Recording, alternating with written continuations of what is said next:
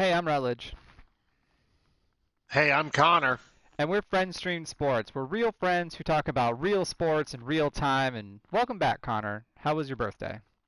My birthday was amazing, Rutledge. I feel older, and that means two things. And but I'm excited to be back. I'm excited for tonight, and I'm excited to talk some Charlotte Hornets versus Atlanta Hawks. So, some big NBA news. I don't know if you followed this. The Orlando Magic tried to trade away their whole team at the trade deadline. I did see that they tried to give away the farm, and did they ever? They are tanking for balls now. We're trying to hope Rashad Penny and Shaquille O'Neal falls in the draft again. That'd be real nice. Yeah, tanking for balls. That's one way to put it for sure. It's funny. My athletic app just kept on dinging, and I was actually sitting with a friend of mine, and he goes, "Orlando just traded Vucevic." Like, oh wow, that, he's a pretty important player. And then he goes, "Orlando just traded Aaron Gordon," and then it was Orlando just traded Evan Fournier, and I'm like, "Good night." Or Yeah, are the Magic just trying to get into the G League? they're just my notions of going and driving down to go to an Orlando game have now shrunk. But as we had discussed, I wasn't surprised because you and I both said they had a lot of injuries. They didn't have the roster room. They were really pinned in a corner. So I see this as a good decision for them because they didn't have much that they were going to be able to do. Oh, that's true, especially this season. With some of their key injuries, I was kind of hoping Orlando would trade Fournier. I don't think he is necessarily all that good of a player. Like he can't be a starting shooting guard on a deep playoff run kind of team. That's just kind of my opinion. But Yeah, I mean you're right. It was a so big blow off move. So, but speaking of, and watch this transition here. Speaking of all the dust that is going to be happening this week, Rutledge, there's some dust that's going to be happening on the NASCAR track, is there not? Yeah, Monday was the Bristol race. So Monday was the Bristol dirt race, as we talked about. Um, Picked Kevin Harvick for my pole sitter. That did not do very good. Joey Logano won, and there was a lot of talk that this went okay. NASCAR hadn't raced on dirt in a long time, and Bristol sort of volunteered as they were having a lot of trouble filling the attendance for the spring race. They volunteered to host this race, and it went kind of south. So one of the problems that NASCAR had to justify through the weekend is they were having a lot of tire erosion issues that the tires wouldn't hold up, and um, I don't know if you know this, Connor. I used to race cars as a kid. I know we talk about you played football all the time, but that was my sort of expertise sport was driving my own race car around the track. So I took a lot That's of notes awesome. away from this whole experience. Did you like drive the Hudson Hornet car? I did not. I drove quarter midget cars, which are smaller versions of midget cars, which are famous for dirt racing. And then I also drove, I got an um, 8-second violation in a video game. look at That's pretty that. neat. That's the commitment to 2K. I also drove stock cars, similar to what you'd see in like a NASCAR race. So I had experience in kind of dealing with what they did. And How hot does it get in those cars?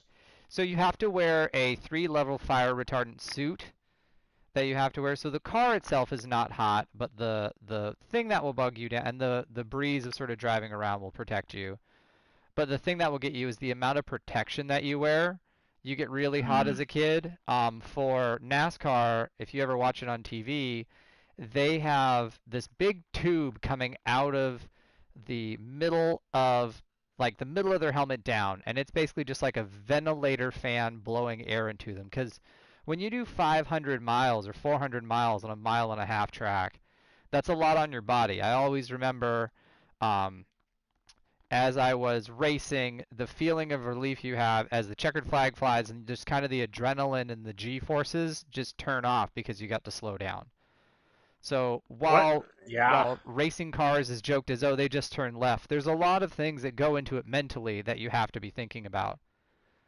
Oh yeah. So one of the things you might have to think about is how many uses for a Gatorade bottle did you come up with while racing? None, but going to the bathroom before a race was a really big deal because once you got in there, it was there was no turning it off. So definitely race day was a thought of what am I eating, when am I eating. Yeah, I've had a couple race sides cheeseburgers and all that, but you definitely are going to have something that's going to sit in your stomach and not bother you. But once you get strapped down in your seats, especially when you pre-stage for a race and the track safety says you need to go, you don't get to get out.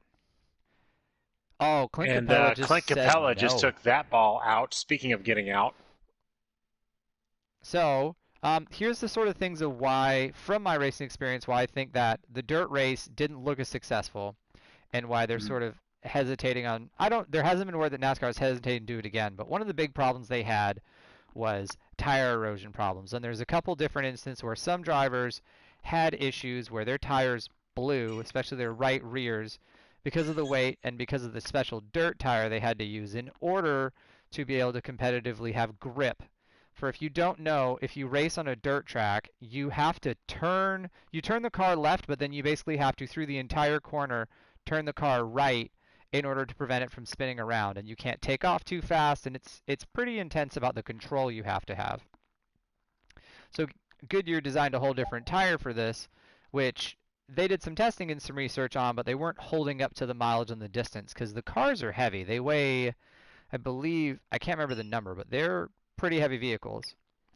Here's the other thing which I saw in practice, and driver Kyle Busch did something very interesting. If you're a race car driver, you would have seen this. During practice, everyone runs in the same line because that's where the grip is. Kyle Busch during practices would actually run on the outsides of the line. Why? Because in his youth, he used to race on dirt tracks. And knowing in dirt tracks where the clay, because they made this out of Tennessee clay, where the clay gets compacted, that's where the grip is. That's where you can race. Everything else is like walking through snow. You have no chance of making that work. Kyle Busch drifted along the outsides to try to make the track bigger, so he knew that he could use it as a competitive advantage to pass. But they also had rain over the weekend. They were going to, instead of qualifying, have heat races, which is a very, if you're sort of a Saturday Night Warrior racer like I was, heat races are where you just have like a first race you get out there, and that determines placing for the final. And whoever wins the final takes the hardware and the trophies home for the night. They were going to do that, and they never got a chance to do heat races. And the truck race got rained out, and the race got moved to Monday. So if NASCAR wants Mm. to do this again, it's about them taking time to make sure the track is ready to handle. Bristol's also one of the tinier tracks on the circuit, so it really made it a struggle for for them to really kind of make the whole thing work. So that's kind Well, of what it that's was. very interesting, Rutledge. Yeah, thank you. So that's So go ahead. I was going to ask. So you were talking about like the different levels on the clay there, and trying to work through that. So what you're saying is, if you think about the racetrack, the bottom portion of the racetrack is less compact and therefore much harder to navigate, and probably adding to some of the tire erosion. And you needed somebody that had the experience with the with that to know, hey, I want to race where I can actually turn my car. Is that kind of what you're getting at? Correct. Yeah, that's exactly what happened. The race had two red flags within the first 50 laps because the track didn't have the grip for them to race. Joey Logano and Denny Hamlin had a good segment of a race off where they were battling for position because, to your point, they were experienced dirt track drivers and found the grip, and then they were starting to make it hustle. But that racing that they were doing, you should have seen in practice on Friday and not just in the last stage of fouling Vince Carter. You're going to do that? Um, the Cody Zeller on Vince Carter. I still think Vince Carter has the advantage. and the last stage of the race. So overall, I think it's a practice thing for NASCAR to do, very historic to their roots, but we'll see if it comes back. Did you? I mean, what other kinds of surfaces could you race on? Right, you've got kind of asphalt and dirt. I mean, what what's kind of another potential if NASCAR wanted to do something different, but So still now do something than the asphalt?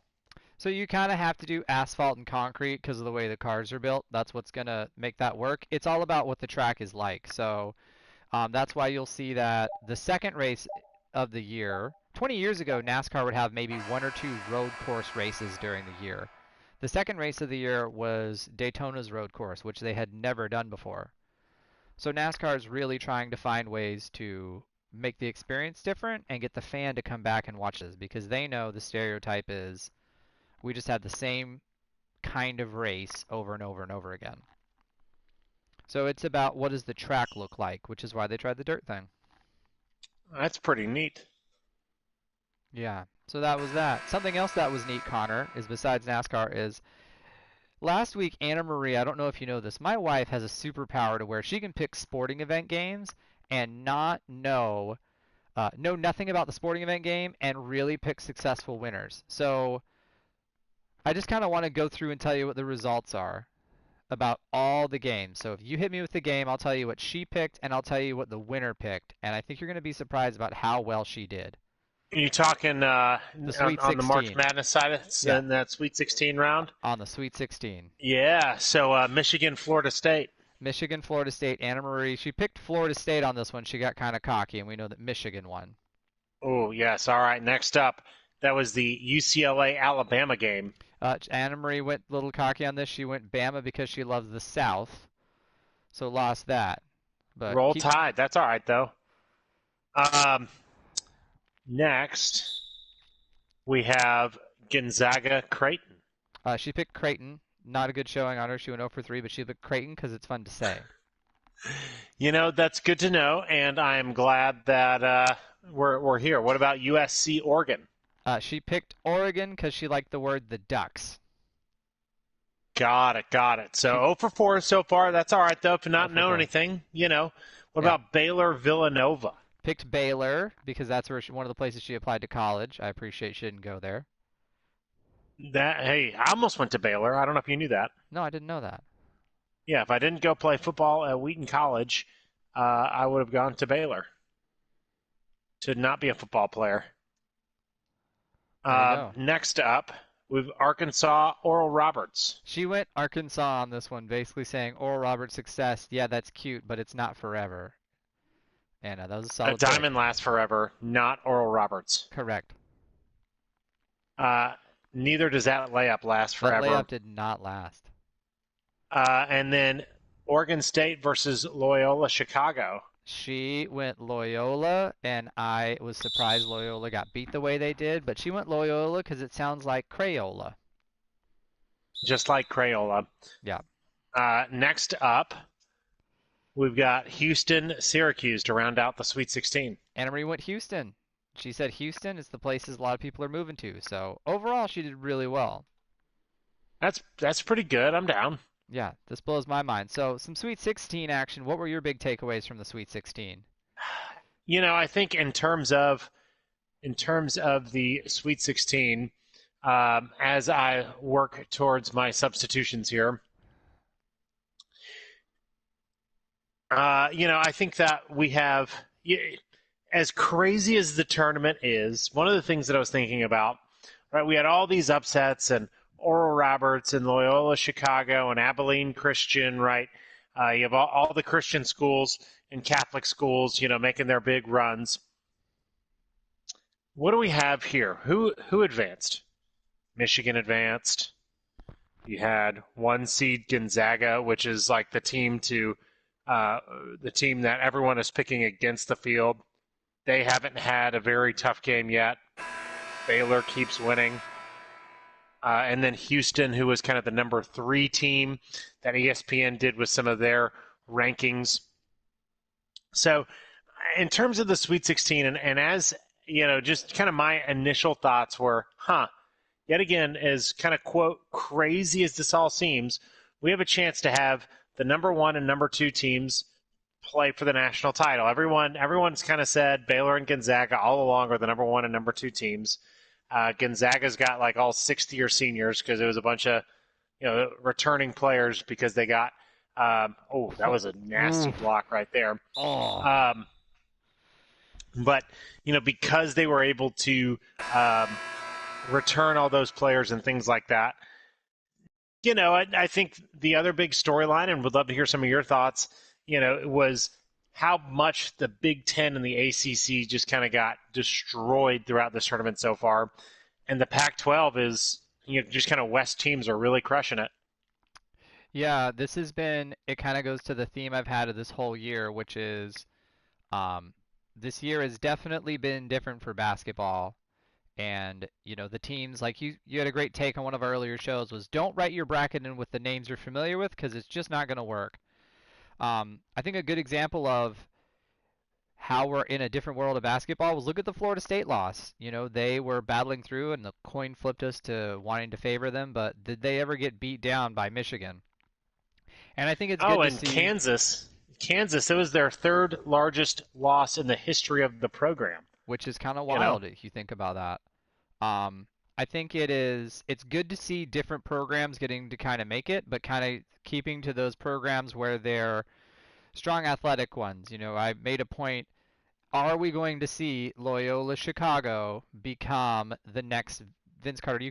Oh, did you see that he needed some rejection? ups there. His knees are getting a little sore, Yeah, even in this video game. while we were on our timeout, Vince Carter's a 72 in this game. Can you imagine when NBA 2K first came out, what Vince Carter's rating was? But now he's just a What his dunk 72. rating was. Yeah, it's over, as he said. Um, but it's good to see that programs like a Michigan are kind of hanging in there. I think the one that stands out the most is Oregon State beating Loyola, who was this big sort of the people get behind Loyola, especially their Final Four run. But Oregon State is only in their second Pac-12 appearance since 1990, and they were picked to finish dead last in the Pac-12. So, um, watching that there's been a lot of parity for you're not stuck with who you are. Normally, what do we see in college basketball? Kentucky good, Kansas good, North Carolina and Duke is always on TV, and this year not so much.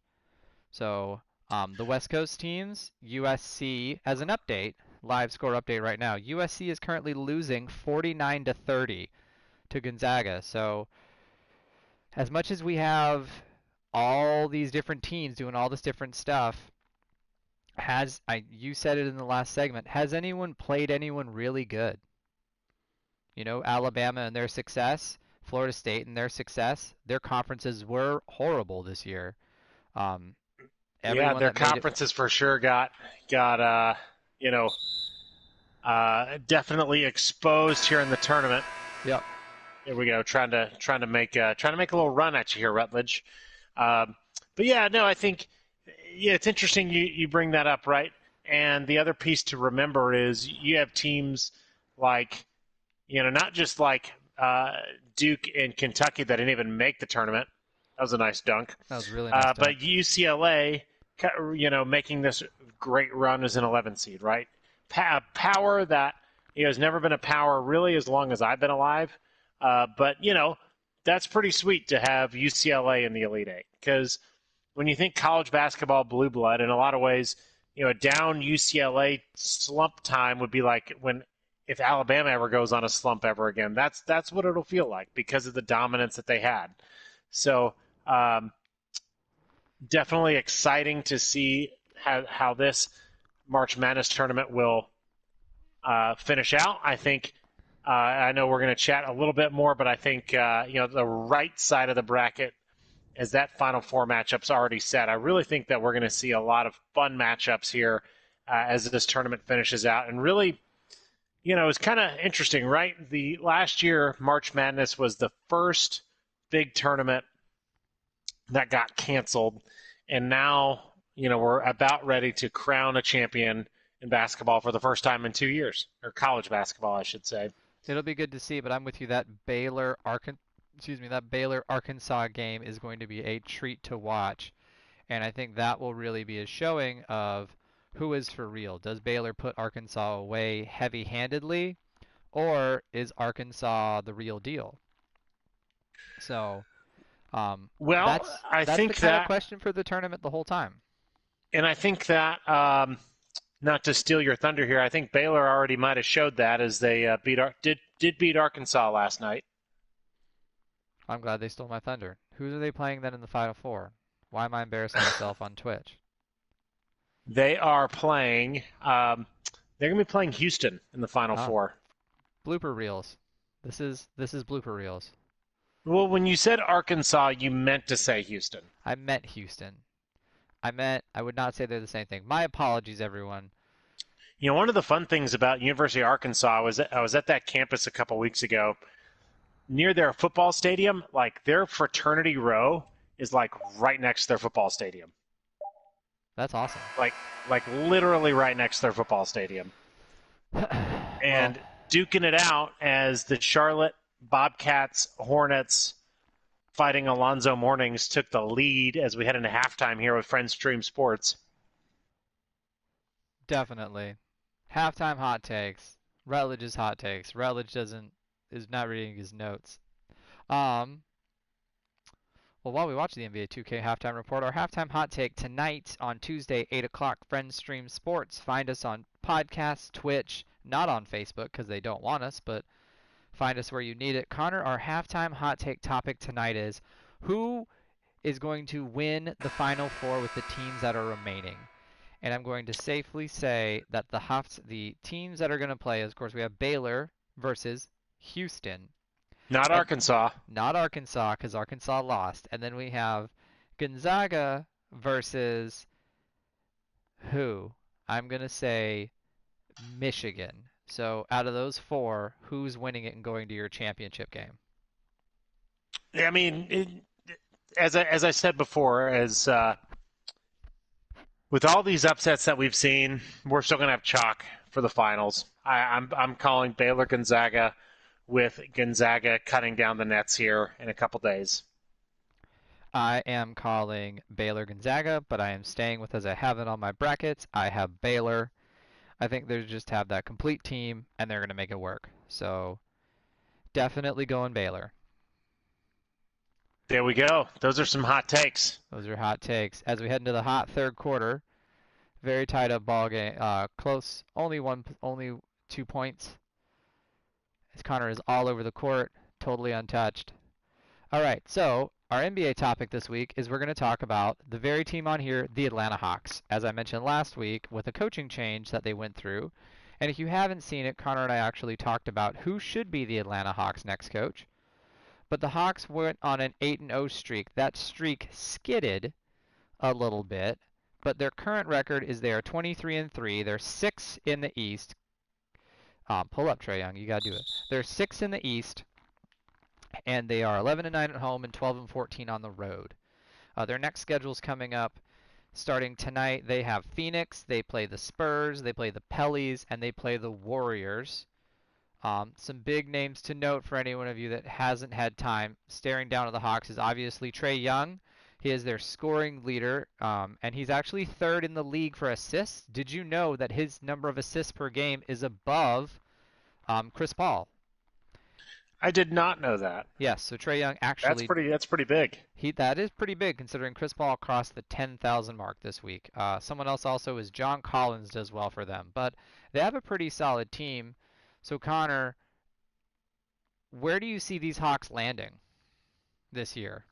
You know, I I'm one of those people, and I'm going to do a cross sport take, but I'll get there. I'm one of those people when you think about quarterbacks, for example. You got about three quarterbacks that can go win a Super Bowl. Everybody else, you're either trying to put the players around them to win a Super Bowl, or you're about ready to draft your next quarterback. You know, there was a trade that the Hawks just made that I want to talk and get your take on, but you know, they traded Rajon Rondo for Lou Williams, and a big trade. Everyone was, you know, all up in arms about it, and I'm kind of thinking, for what? Why does that matter? I don't see the Hawks. I see the Hawks maybe making it out of the first round, depending on their you know, who their matchup ends up being. But after that, I mean, nobody. In so many ways, you got the big three in the East, right? You've got Philly, you've got Brooklyn, and you've got Milwaukee. And if you're not making moves to get into a position to beat one of those three teams, why bother? I don't know. Call me a little bit of a pessimist here this evening, but I'm not into what the Hawks are selling these days. I think Trey Young is really good, and I think they've got a couple good young pieces. But at the end of the day, um, you know, the last thing I would like to see is somebody like a Trey Young really, really struggle and waste a lot of his career, and then end up kind of being a journeyman guy that at the end of his career gets to be a part of a championship winning team. We're split on this one tonight. I'm actually really enjoying what the Hawks are putting down. I think the Clint Capella trade that they had back in February has been what they needed. He leads the league in rebounds, and that's what you kind of need. I think Trey Young, as you say, the quarterback piece. Um, Trey Young is definitely sort of that piece to build a franchise around. And their coaching change has look Bacon. Their coaching change has helped them have sort of a revival in their roster. Is this their year? I think the ceiling for them is to be a 4 through 6 seed because 4 through 6 right now are all in a very tight window. They're all like 1 or 2 games apart of records. So I see them finishing a 6 seed, not have to play the play-in round to the playoffs, and having that first play-in bye. I think they have a lot of the good pieces, but So then what? You lose to the Milwaukee Bucks in five? maybe, right? I think they can. I think they could. It depends on what they're going to do with the rest of their schedule. I think their schedule, especially this week, is very telling. How do they do against Phoenix tonight? Do they hang in there or do they get absolutely pummeled? Do they beat Golden State? But then again, that Golden State win isn't massive because Golden State has shown this year that if they don't have Curry, they don't have much. So I think that if this team, if they're not this year, they're in a position, if they get the right leadership to, and maybe some other pieces, they can go in the next direction. But I don't see them as the Hawks of old or the Hawks of the past couple decades, um, where they're struggling to be an 8 seed in the playoffs and they get swept in four. I think this team is really starting to turn the corner. So I like this team. I have faith. This is my last week I called out. This is the one that you kind of need to watch, and this is the one you kind of need to see where they're going. Have the Hawks ever played in a finals? I don't think the Hawks have ever played in a finals, or if they did, it was a while ago. These are moments when we need a producer, Connor, We definitely need a producer. because it's really Maybe hard I to. could ask Ronan to be our producer. Is Ronan good with looking up stats, or is Ronan Ronan just can look saying up woof, stats. or Ronan just says woof? I mean, Ronan has a hard time to communicate the stats, but he can at least look them up. Ronan used to try to sabotage the show, and he tried to eat your headset. Well, Ronan has indeed tried to sabotage the show a little bit this evening by running over the cord of my Again? headset. Oh, But bro. producer Ronan really just trying to keep us on our toes here. So, no, I don't know. I think it's kind of like in the West, right? If that move where the Hawks traded Rondo for Lou Williams, I think made a lot more sense for the Clippers than for the Hawks. Um, I think trying to and the one speaking of needing a producer, the one thing I don't know off the top of my head is, is it a situation where they're just trying to get some salary dump or get a couple pieces for another big trade, right? Speaking of Milwaukee, maybe a guy like a Giannis would want to come to Atlanta and team up with a guy like Trey Young. I think there's a variety of things to think about, because I mean Atlanta gets talked about so many times like this also ran sports market, and Atlanta is the number one sports market, in the Southeast. There are so many. It's like the state of Alabama's professional teams are the Atlanta teams, So I think that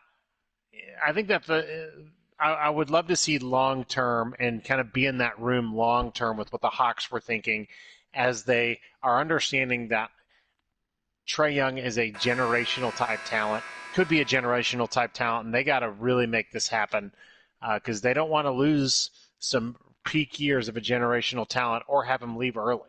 Right. So let's switch gears here. I have the NBA standings in front of me, and here's the way the East is shaking down, where there are a lot of teams that have similar records, and this is either they have a 23 win, they basically have 23 wins, and these are the teams with those records in the East. Starting with fourth seed is Charlotte, then New York, then Atlanta, then Boston, then Miami, and Indiana is 21 and 24. So out of all of those teams, I feel comfortable in saying I see Atlanta finishing above all those teams in the standings. They were in fourth last week, so this whole part of the East from 4 through 8 is dicey, and Miami has shown that they have just bubble hangover. They left their gumption in Disney World. Then they've had a lot of stuff go sideways for them depth-wise. But out of all those teams where it's 4 through 8 have similar records, where do you put the Hawks finishing? Let's see, Hawks versus Knicks. I'd put the Hawks over the Knicks. Right? Hawks over 4 through 6. So we're looking. So the Celtics are not in that list. The Celtics are. They're the 7 seed. They're 1 seed below. They're 1 seed below Atlanta. I think that the Celtics really could turn it around because some of the depth that they added. I mentioned Evan Fournier. It was not a starter on a good team. Evan Fournier could sure as heck come off the bench and make a really big time impact, along with Tatum and Jaylen Brown. And they have, Celtics will have Kemba Walker coming back from injury. I could see the Celtics making a run. And I kind of put this game right here, a Charlotte-Atlanta to push. But I would say for sure they're above the Knicks. Okay, so you would have the Knicks as the 4 seed, then the Hawks as the 5 seed, and then you would say Charlotte. I'd have Boston at 4. We'll go Boston, Hawks, Charlotte, and then New York, the Knicks. Okay. I would actually go Hawks, Charlotte, then the Knicks, and then I'd put Miami over Boston, and then have Boston sit at 8, based on what we've seen out of everyone this year. I think that Boston is really sort of, we said it, Brad Stevens, it was one of our preseason things. Brad Stevens has really kind of been giving away the farm, and when is that not going to work? He's doing the Bill O'Brien experiment, but in basketball, and it seems like it's catching up to him a little bit, at least this year, as they sit at 23 and 24, 3 and 5 in their division. That we need to, yeah. So it'll be interesting to see. Rutledge, how do you think the this next week for the Hawks is gonna end up? I see them with their schedule. Remember, their schedule is Phoenix, Spurs, Pellies, and Warriors. I can see them going out of 4 games, 3-1 with a loss to Phoenix. Ooh, 1-3. Heard it here first. Hot takes. Oof. Actually, no, I take that back. 2-2. I think they're going to beat the. I think they can beat the Pellies. Spurs are pretty good, and I've become more and more of a Suns fan as this season has progressed. I think the Suns can really heat it up out west. Yeah, I don't think they have. I think the Suns. Hot take on my side. I think the Suns are going to be the team to beat in the West when we go to the playoffs. They'll even knock down the Jazz. That would be good. The Suns sit second in the West right now. So yeah, for sure. So we'll we will be enjoying as this season progresses. That's for sure. As seasons progress, and as we're hopping into progressing seasons, it's time to hop into soccer time, Connor. The MLS released their schedule, and their season is starting April 16th, with plans on ending November 7th, and then they will have the playoffs coming for starting November 19th. So how are you feeling geared up for some MLS soccer? I am very excited for MLS. It is very sad to have yet another American star. In terms of MLS, it's very sad to have yet another American star leave the league as we get to wave goodbye to Jordan Morris, and I get to wave goodbye to that pass. Jordan Morris, of course, left the Seattle Sounders, went to Swansea City in the championship.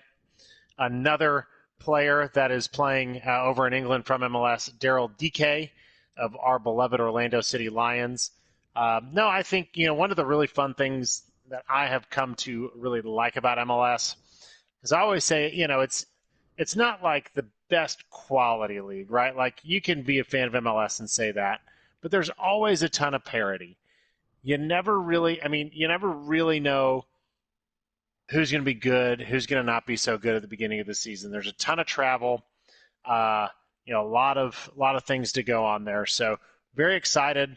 I'm working on my Orlando City takes. I'm excited to bust those out as our conversation continues and as the season continues. But yeah, how are you feeling, Rutledge, about this summer heating up soccer wise? I'm not excited to be sitting at Orlando City games in July because those have Oh, they'll been be at night. They'll be 8 o'clock games. they need to be because there's been a couple nooners where even just watching it on TV, the seats hurt you. They just look so hot. Those purple seats absorb all the sun. Um, I am That's true. I'm definitely excited because I feel like the league, especially now with adding Austin, MLS is definitely starting to garner stronger national attention, and it's been around for a while, but people are sort of getting into the league, and the country's sort of knowing how to market it better. So I'm excited to see where it goes. I pulled some preseason favorites off of just MGM Bet, so you can use these to make your wagers. But preseason favorites are LAFC, the Sounders, Columbus Crew, which Columbus beat Seattle last year, NYCFC, and then tied for fifth is Philly and Toronto. So that's a daunting east side of the conference with a lot of favorites. It'll be definitely Yeah, big. no, I think Philly is always a very interesting team in my opinion because it just is an organization. They never make the big splashes, right? You always can tell the flavor of some of those organizations. The biggest splashes Philly will make will be U.S. men's national team players, uh, or younger players on their roster. But they're always pretty solid, right? Um, NYCFC would be interesting to see how they respond. I think both teams from New York are always a fun follow. Just not only just kind of their culture and their flavor, things like that. I was really sad to not hear you say Orlando. Sadly, Orlando, I believe, is the number six favorite. So they're favored in the top 10 of bets for a championship, and they've been doing a lot of big moves and bringing over a lot of players. Of course, you don't know the Orlando City coach actually used to coach. He was in, help me, Connor, I blanked. He was in Houston. He was in Oh, he Dallas. was He in was the old Dallas. FC Dallas coach. He was in Dallas when they made their run and when they started really become a big deal. So we, as a faithful, are very excited. When you say Orlando, the first team I like to think of is Atlanta. And Atlanta did not have a good showing. Actually fired their coach and has a new coach. So I'll be interested to see how they bounce back and what they do. Yeah, I think Atlanta. They sold Miggy Almiron, to Newcastle, and then Joseph Martinez, who that guy's a warrior. He has made me say not so many kind things to him before at Orlando City Atlanta games. But he gets hurt last year, and as I've said before, your best plays tend to work when your best players are there. And Atlanta just kind of ran out of good players. And some of the systems that they try to run, possession based 4-3-3, which is what their first coach really tried to do. You need very skilled players, right? I think MLS you get a lot of just athletic players that'll run kind of all over the place. And you're making quite a run here, Rutledge. We're really Um, pushing it. but I think that was one thing that Atlanta struggled with was when they had less skilled players and more of kind of your standard MLS quality players. What's that going to do for you? And we found out what'll happen. So it was definitely nice to see Orlando beat Atlanta for the first time. I was definitely into that. That was a very good feeling. It reminded me of when I went to an Orlando Atlanta game in Atlanta, and as I was getting frustrated, as you do, I remember Atlanta fans saying, "Just feel bad for him," and it felt so good to finally beat them. Absolutely. So Have you been following some of the moves Orlando City has been making this year? I have, but I'm sure that our listeners haven't. So, Connor, take them through that, and then let's save a little time as well to talk about some games that maybe we're gonna excited to watch on the schedule. For sure, for sure. So, I mean, really, the big move they brought in a player named Pato, older fella. He's in his 30s, but has had many stops around Europe. Should be used primarily as sort of, will get starts from time to time, maybe come off the bench. Just adding some more offensive depth. He's really been the biggest signing so far for Orlando City this offseason. Um, Nani's staying around. And I would say that that's just the one thing I want to make sure we give a shout out to Pato. So Orlando now has the duck, which Pato is Portuguese for duck. Galese is known as El Pulpo or the octopus, and then Urso, our one of our defensive midfielders, that is Portuguese for bear. So we've got a duck, an octopus, and a bear on the Orlando City roster. So definitely excited for that. Um, Rutledge, speaking of that, right, Orlando City starts April 17th against Atlanta. So right out of the chutes, there's not going to be any love lost. But really the first big game that I'm excited about outside of this game that you've now taken the lead on There we go. uh, is Inter Miami on June 25th. That is, I think that the Orlando Miami Derby is going to really heat things up. It it's really big, and I'm excited to finally have a rival in state, as the state of Florida being so big. It's good to have someone around for us to play. Of course, last year Miami did not look good, um, and we watched them. Connor and I jumped up in the air and hugged each other when Orlando beat Miami in the bubble tournament at ESPN Wide World of Sports. But the big thing, Connor, that I always think of when I think Miami is they just seem to be the name that comes up in every sports star where you hear uh, Ronaldo or other names. Maybe they'll come to Miami. So, what's your take on having other stars come just to hang out with David Beckham and go to South Beach? I think that there are a few.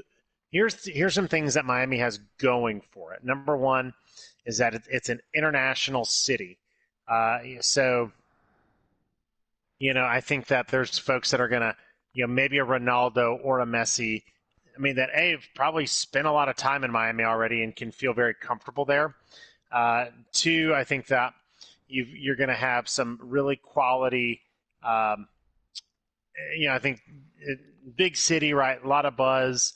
Um, on that front, I think that it's going to be important for Miami to win because if you're looking for an international city with a lot of buzz, why don't you just go play for LAFC?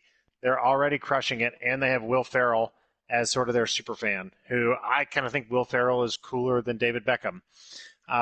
That's I a think that's a hot take. that it is. I think, yeah. So, and it, when Kaká came to the MLS, I mean, he didn't have to go play in New York. He had other relationships, things like that. So it'll be the one thing that'll be interesting will just to see you know if there's like a Manchester United kind of pipeline that comes in, or if there's a English kind of former English national team that comes in. And I could tell that my take was so hot, and you were so mesmerized that you got a 5-second violation here with 26 seconds left here on Friend Stream Sports. So excited to have you out. But yeah, I would say the biggest games that I'm excited about, Rutledge, going to be are going to be that some of those Inter Miami games, the derbies, the Atlanta United games, and then some of those just traditional top teams in the East. Some of those teams that are going to be be in there at the end. Your Torontos or your Phillies. Yeah. So those are some of my thoughts. I'm big on the excitement about also that MLS does something that you and I believed in very well in sports, which is branding. and taking time to take rivalry week, and that they call August 21st rivalry weekend, and that's where Columbus and Seattle are going to play, and that's where New York City, uh, that's where NYCFC, and that's where the Red Bulls are going to play. So I like that MLS is starting to take that branding about it, as this is a crucial inbounding of the ball as we go into this possession. And Connor just lobs it up there, hoping for the best.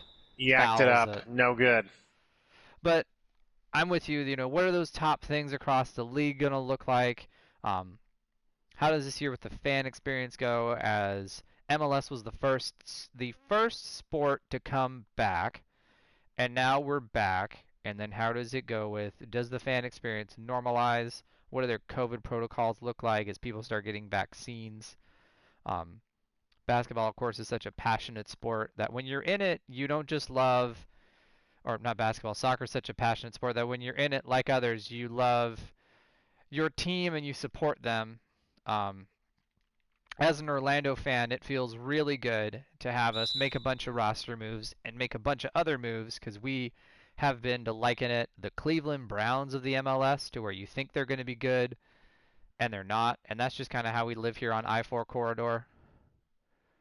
But overall, super hyped about it. The one team that has not been sort of favored this year, which is interesting, is you don't hear a lot about the Portland Timbers.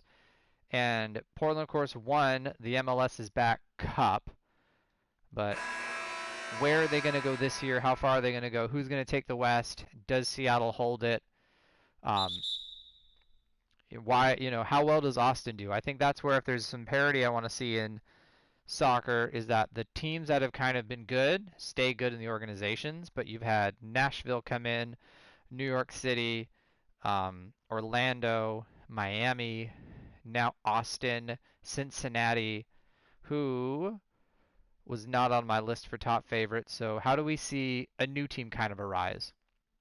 And how do Yeah, we see them kind of take off? I think that Atlanta really broke the mold in terms of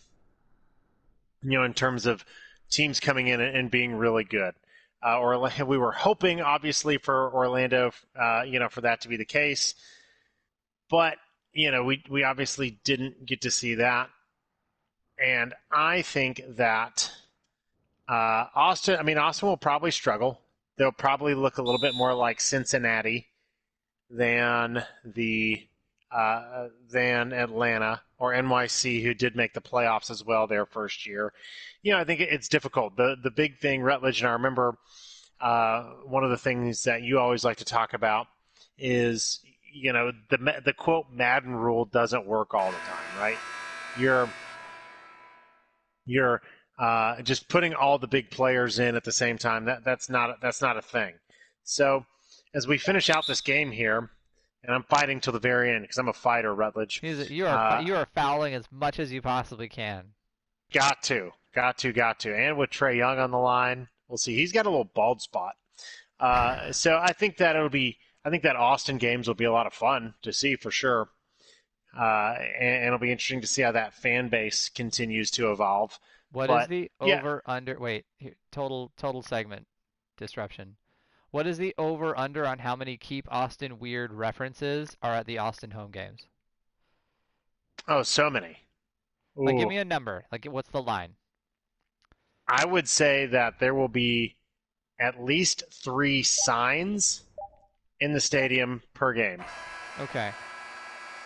I'm taking the over on that, by the way. I think 3 is the line, but I'd take the over.